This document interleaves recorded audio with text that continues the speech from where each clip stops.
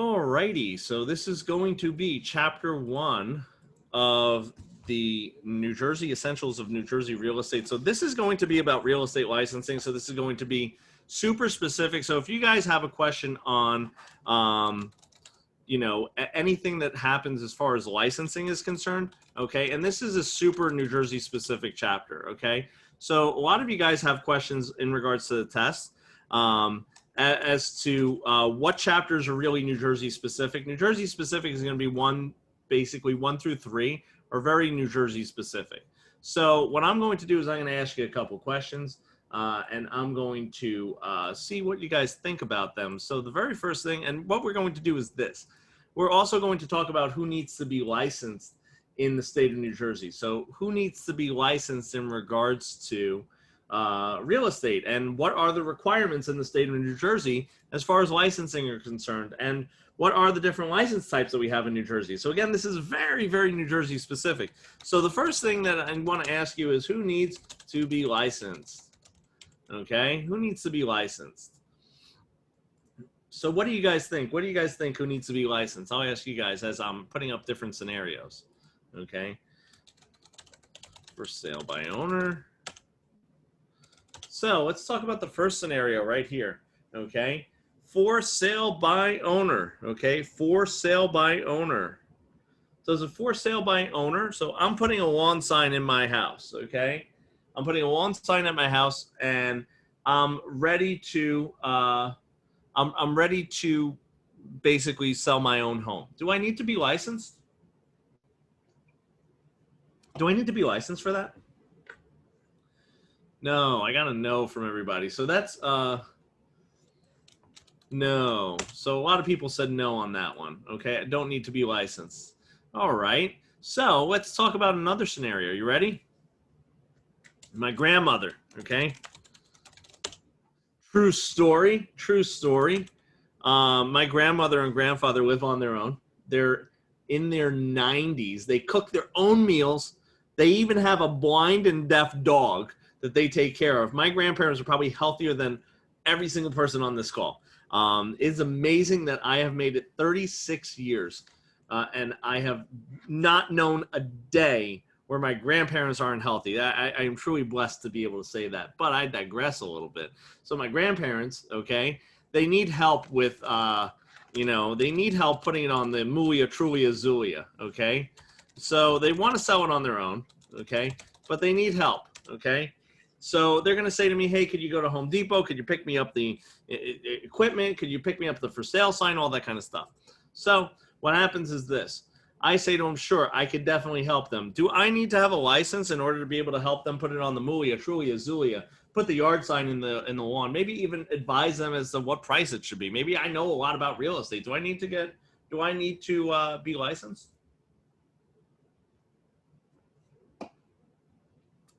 Someone says no, okay. What about this? Same situation as above, but my grandparents have, Eric said if they compensate you, okay, I'm starting to like that. Maybe that might be another question that I asked. So let's say they do compensate me, but let's say they compensate me with the El Camino, okay? So it's the same situation as above, but they say to me, oh, you know what? We're going to give you our El Camino, and the El Camino is absolutely a beautiful car. And if you don't agree with me, the fact of the matter is you are absolutely wrong. Do you need to be licensed? Yes, no, maybe so. Bunch of you are saying yes. Bunch of you are saying yes. So let's see. Then let's talk about this. You ready? So here's the thing. You definitely do not need to have a license to sell it on your own. People do it all the time. You definitely do not need a license to help someone sell their home. Guess what? I give out free information all the time. You know how many people call me up and ask me, they say, Stu, can you advise me? What should I do in this situation? And I tell them, because I am an amazing person, I tell them all the time. I go, here's what you should do, okay? And that is the situation there. I do not need to be licensed to give out my advice. Guess what? You ever know that uncle that you have that goes to Thanksgiving dinner and he always tells you his 2 cents, whether you want his 2 cents or not, okay? Bottom line is, as long as you're not making any kind of valuable consideration. So the El Camino, although that is not money, Okay, that is not money, honey, because it is some sort of valuable consideration. Okay, you need to be licensed. So in order to participate in a real estate transaction, okay, to assist another for valuable consideration, you need to be licensed. So what I will do is this. Now we're going to talk about the different ways in which you could be licensed in the state of New Jersey. Okay, we have a couple different license types. All right, and we'll talk about the qualifications that you need for the licenses, and I'll keep that stuff up on the left-hand side for a little bit. So the first license type is a salesperson license. Okay, salesperson's license. Okay, now let's go through the requirements for a salesperson's license. You have to be 18 years of age. You also have to be a legal resident of United States. Okay, now I said legal resident. You do not have to be a citizen of the United States. Okay, listen up, perk up. You do not need to be a citizen of the United States. Okay, you just have to be a legal resident of the United States of America. That's it. You have to have a high school diploma or GED equivalent. Okay, so either one of those would suffice. You have to show good moral character. Okay, I'll put good moral character. So what do I mean by good moral character? Well, what happens is this. They're going to do a background check on you. So this is usually when I give my my little speech. If you have a misdemeanor, a criminal charge against you, even anything, okay, I suggest you reach out to the real estate commission and ask them, hey, will this prohibit me from getting a real estate license? Okay. Typically, most of the time, for most of the things that you might have on your history, wouldn't be a problem. Okay. But that's not something for me or you to decide. That is a real estate commission question. So always, always, always defer to them in regards to that. So that's something that I would suggest calling the real estate commission saying, I'm in real estate class. Here's what I have on my record. Will that prevent me from getting licensed?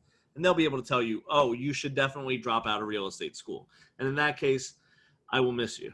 However, I'd rather tell you now than to have you go through this whole thing and then get the information later on. Yes, and if there's any kind of serious offense or there's any kind of criminal charges against you or civil cases pending, you have to declare that within 30 days to the real estate commission. They have to be on notice, okay? So they could either take action or not, depending on what the situation is. So let's keep moving on. You have to pass a 75-hour course, okay? And that's what you guys are doing here with me, okay? You have to pass a state exam, okay? And let's see what else we have to do. That should be about it for a salesperson's license. Now, there's another type of license that we have in the state of New Jersey, and that's going to be a broker, okay? Now, broker license, I'm only going to put the differences, okay? I'm only going to mark the differences. So you have to be, and I'm going to mark right now in a different color, the things that are the same. You ready? This is the same for both. This is the same for both. This is the same for both. This is the same for both, as is good moral character, okay? So what are the only other things that you need to have? Well, you need to pass a 150-hour course, okay? And here's the breakdown of it. 90 hours general, 30 hours ethics,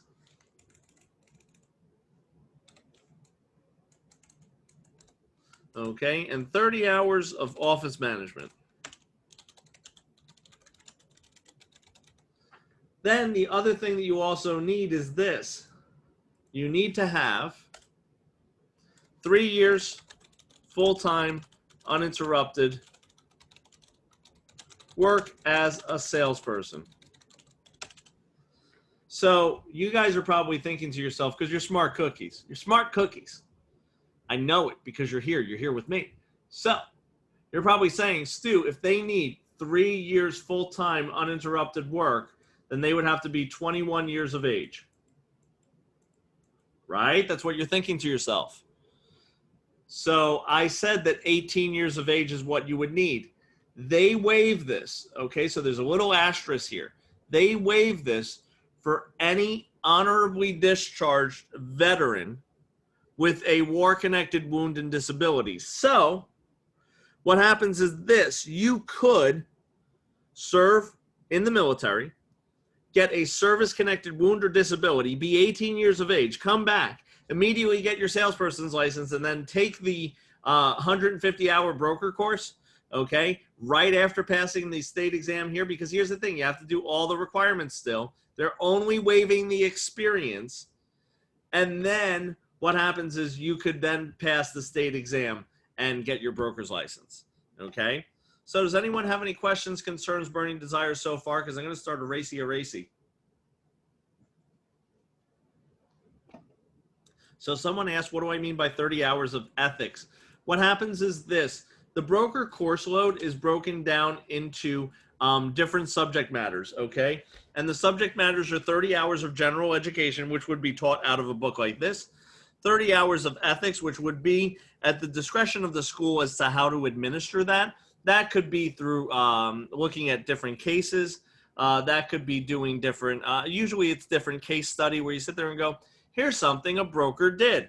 Is this naughty or is this good behavior? Okay. And then 30 hours of office management is discussing how to properly manage an office. And also that would probably be administered through different case studies. So that would be, and again, at the discretion of the real estate school, because there's an outline as to what they would need to, do in regards to the coursework, because the state administers, like, they give you a rough outline, but other than that, those two topics are really left up to the discretion of the schools a lot. And what they usually do, like what we do, is we do case studies. We do a lot of case studies, and we talk about the ethics and the validity of them. Okay, so hopefully that answered your question there. So I'm going to, like I said, do the erasy, and I'm going to, and the reason why I tell you that I'm going to do the erasy is so that you don't get surprised and go, oh, it's gone. Okay, so let's talk more about, okay, licenses in New Jersey. So a couple other things about the licenses in New Jersey.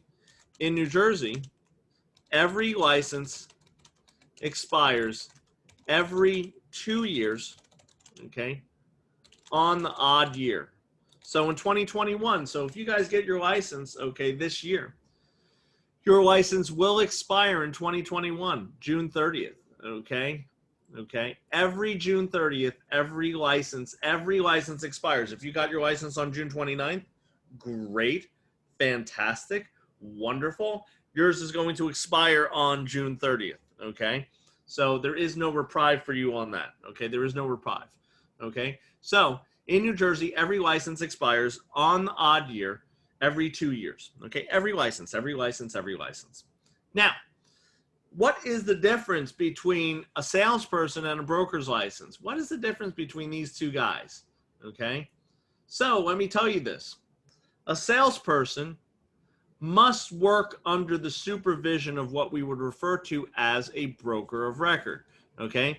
So salesperson must work under the supervision of a broker / broker of record, okay? So they have to work under the supervision of a broker or broker of record, okay? Must, absolutely, 110%, okay? Do not pass go, do not collect $200. You must work under the supervision of a broker, okay? A salesperson, a broker, excuse me, I just said salesperson. A broker can work under the supervision of another broker, okay, as a broker salesperson, or become a broker of record, okay?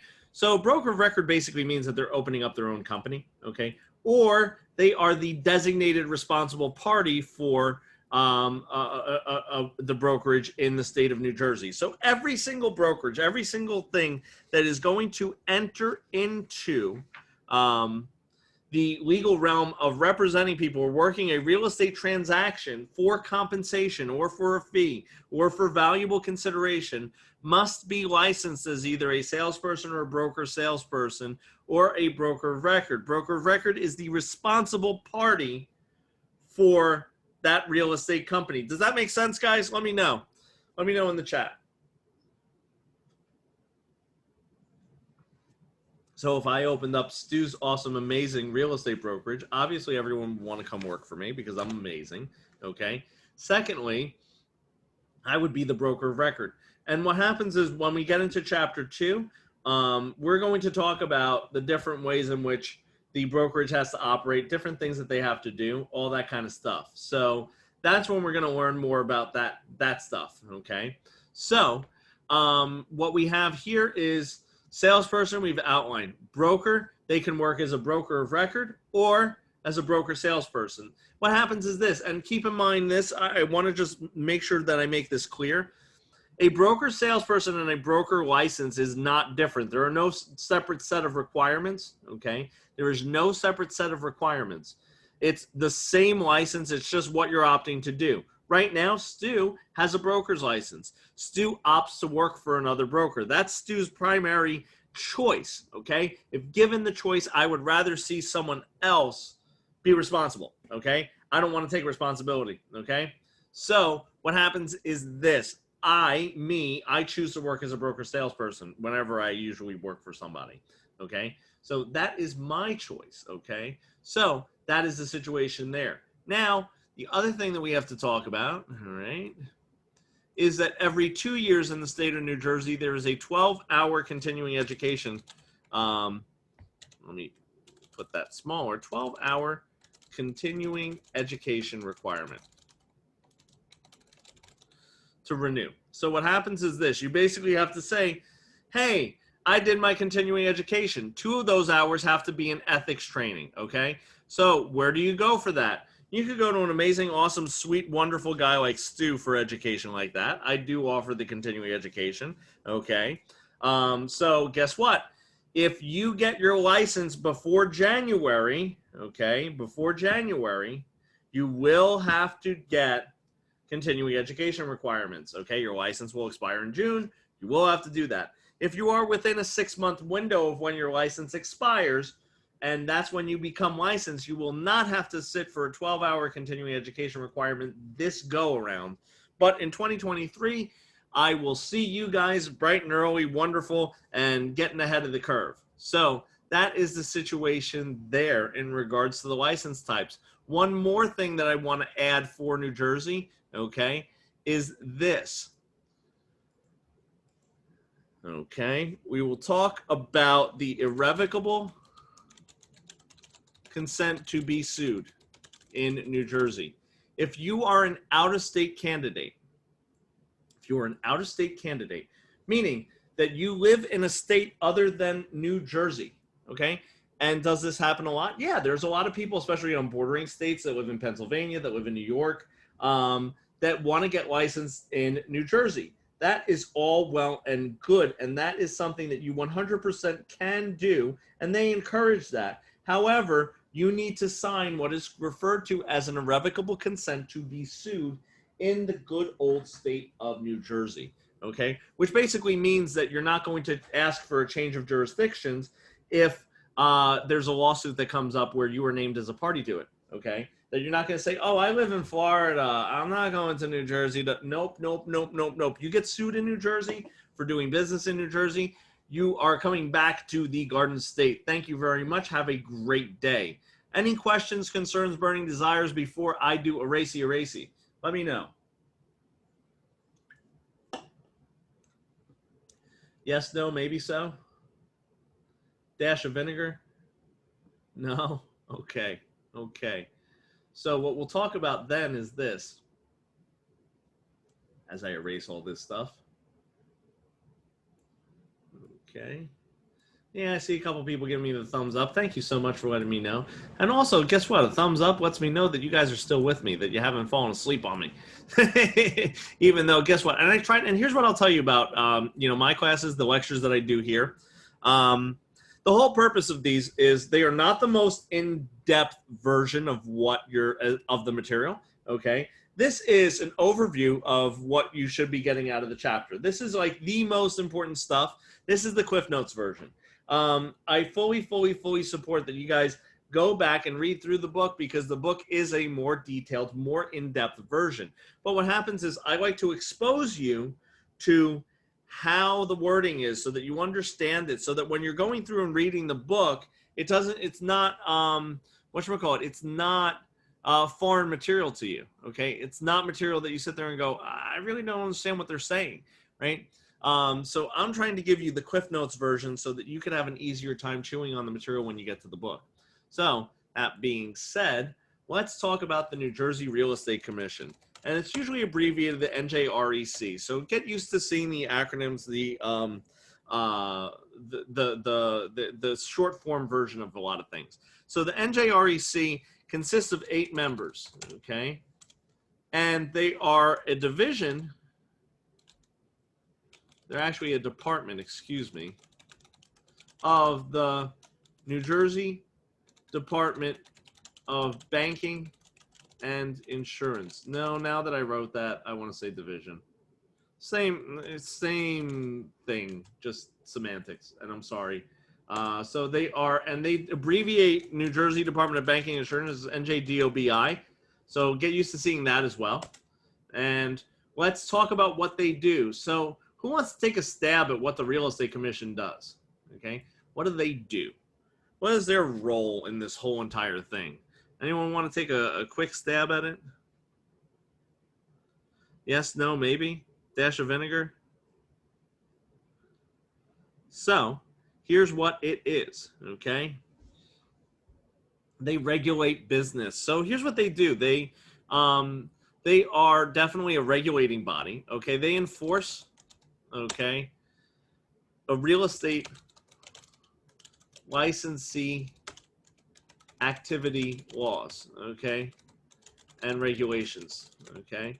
So basically they're an enforcement body. They basically regulate and make sure that the laws that are set forth, okay, so they're not a lawmaking body. They're not legislative, okay? People always ask me that. They say, Stu, are they a legislative body? No, they do not do that. They do help in the assistance of writing different laws. They make suggestions, things like that, but they are not a legislative body. They are an enforcement body. Just like the Department of Banking and Insurance do not create banking and insurance laws, okay? So what happens is this. They basically are an enforcement body. So they are the ones that are going to be regulating the interactions between the general public and licensees, okay? So what do they not care about? They don't really care about peer-to-peer. So like 2 real estate agents get into a fight, an argument about who, like I owe that, like that commission is mine. Yeah, they're going to sit there, kind of sip on their martini and look at you guys and go, that's nice. Have a great day. They might ask you for like a recollection of what happened or an affidavit as to, hey, can you tell us what this dispute is in case it spills over into having an effect or an impact on the general public. However, they typically don't give 2 flying hootenannies about 2 real estate agents arguing about their commission, okay? So let's talk about what those 8 members are. There are 5 members who have been brokers for 10 plus years, okay? There are 2 members from the general public, okay? And 1 member, governor-elect. These are, so every seat except for the governor-elect sits for 3-year terms, okay?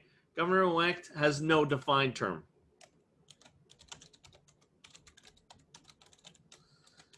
All seats are selected by the governor. There is no vote, there is no anything, there is no nada. Okay, the governor selects every single one of them, and every single member of the Real Estate Commission sits at the pleasure of the governor. Okay, so they can be removed at any time. So really the terms almost mean nothing, okay? But it's basically, if left unchecked, it's a 3-year term that you would sit for, okay? So that being said, that is the New Jersey Real Estate Commission. Any questions, concerns, burning desires in regards to that? Anybody? Yes, no, maybe so. Okay, let's see. So no questions or concerns on that. Let's do erasey. And let's talk about a couple of other things before we wrap up. So one of the things that we should talk about is the maximum fine, okay, for first offense is $50,000, okay? Yeah, if you hit it out of the ballpark on your first offense with the real estate commission, yeah, that could be the fine. You could have a $50,000 whopper, okay? So yeah, someone said, whoa, it could be up to that. It used to be much smaller. So if you see contradicting information on the interwebs, okay, for New Jersey, this is accurate as of 2020, okay? As of 2020, this is an accurate statement. If you see any other information, it is inaccurate, okay? Because I check my stuff, because I do my homework, okay? Because I love you guys. That's what do you have to do to get that fine? You'd be surprised. It's actually probably not that hard. Really, if there's a monetary thing, or you do something pretty egregious, okay, like you do some dirty stuff, you could easily get there. So the first offense used to be like $5,000. That's why I say there's a lot of teachers who still teach to that text. And that was only like 4 or 5 years ago. So like I taught at the $5,000 for first offense, okay? If you see that, that's incorrect. The maximum fine is up to $50,000 because some people were hitting it out of the ballpark on their first offense. And $5,000 was not in line with the severity of the rules and regulations that they were breaking, okay? And they have the right to fine you for like any violation that they find, okay? So now, here's another thing that you need to learn about. You need to learn about the guarantee funds. So what happens is this. We pay $10 as a salesperson when we're first licensed, and then we pay $20 as a broker when we were first licensed, okay? So, if you could write that out for me, what that, Carla, if you could write out what that acronym is, because I might know it, I might be a little dyslexic right now. I'd be more than happy to answer that question, but please write it out for me so that I understand that we're on the same exact page, okay? Because that might be something that, like I said, going over my head right now. So thank you for writing that in the chat. I appreciate it. Let's keep moving with the guarantee fund, though. This is a fund that is set up to compensate abbreviated parties / members of the general public who suffered a monetary loss due to the negligence of a licensee. Maximum payment out of it is $20,000. Okay, so what happens is the guarantee fund is funded as one-time fees. Okay, as one-time fees from the one-time fees from the broker and salesperson's licensure. So $10 as a salesperson, $20 as a salesperson, and then you will never pay ever again into the guarantee fund unless you have a payment that is made out of it. Your license will be revoked until it's paid back with interest, okay? So that being said, so salesperson's licensed with the real estate referral company. So that's like a real estate license referral. The reason I omit that right now from what I'm saying, because there's changes coming in that. And as far as things that would be on the test in 2020, I don't see them asking a question on that that's going to be scored, okay? And I don't know the nature of what questions they would be asking, like what topics they would be asking you on that. So I'm kind of pulling back a little bit in regards to what I'm advising my students to do with that. So that is a license type, because we used to have a license type that is just referral. And that has kind of gotten overhauled, changed, and things like that. So now they have the salesperson license with the referral company is going to be a license type that they're going to basically have in lieu of the referral license, okay, as far as a license type is concerned. But right now, again, without further clarification as to what they're going to be testing you on with that, that's hard to say as far as what you should know or shouldn't know for the test. You know, hang tight with that. So like I said, I think maybe in a couple of years, I'll have a better idea. And that's why I update these videos so that you guys get the most up-to-date information. And like I said, right now, live 2020, salesperson's licensed with a referral company in the state of New Jersey. I just don't know that they're going to, and it's not a separate license. It's basically putting your license in that status, in that status type. But again, they've made so many changes to it right now that I'm in a wait and see as far as advising you guys what you should and shouldn't know for the test on that. So that's why let's keep moving and grooving with this stuff, which is the guarantee fund. Okay, so we've set up everything with the guarantee fund right here. Okay, and that is basically in a nutshell what the guarantee fund is. So we've talked about the real estate commission, we've talked about fines, we've talked about the guarantee fund. Other than that, the only other thing, and actually I'm going to talk to you guys about this in chapter 2, the unlicensed assistant, because I think that goes more towards the business and the practice of real estate. So that's why what I'm going to do is leave you guys with this much. So what I will do is I'm going to stop my recording, okay, and